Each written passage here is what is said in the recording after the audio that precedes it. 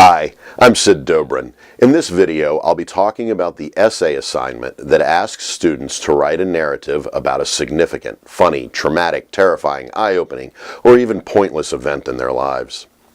This assignment is designed, as many similar assignments are, to provide students the opportunity to write about something familiar.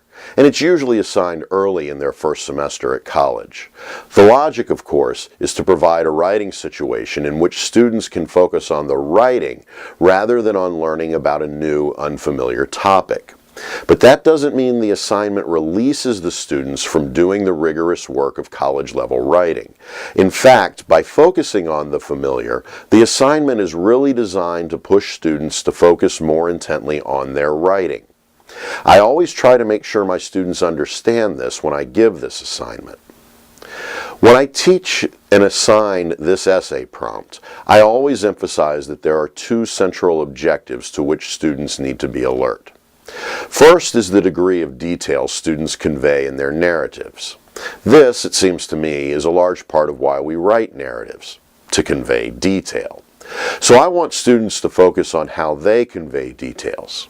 Second is the way in which the narrative can support another rhetorical purpose. Remember, it's not often that people write narratives just for the sake of writing narratives. Thus, I like to ask students what their purpose in selecting the story is. Why tell it? And why tell it in the way that they've chosen to? With these questions, I also don't let students get away with a response of, because that's the way it happened. I want them to see the difference between the event, how they recall the event, and how they narrate the event. This lets me focus on how the narrative can be written many ways and still tell the same story. You may want to point students to the Matt Madden example in this chapter to emphasize this as well. These kinds of questions also ask students to understand that their narratives need to have a specific point, a purpose.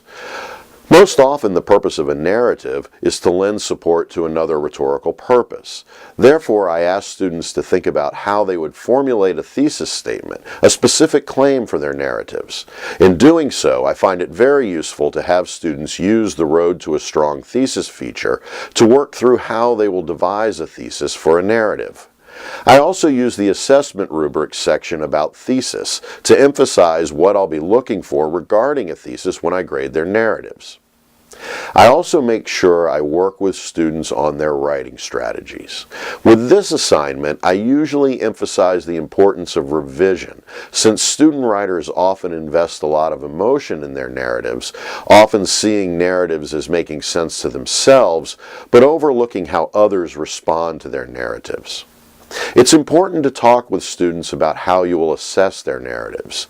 Make sure that they understand not only the value of the narrative assignment in the overall course grading scheme, but that they understand specifically what you'll be looking for when you read their responses. Let's take a moment to think about some key points from the grading rubric. Given the focus of the assignment on writing a narrative, I encourage students to pay attention to the situational knowledge segment of the rubric, given that it emphasizes the narrative's action, details, background information, point of view, and organization. So that's really a little bit more about the essay project and how I approach it. Thanks for using writing situations, and thanks for watching.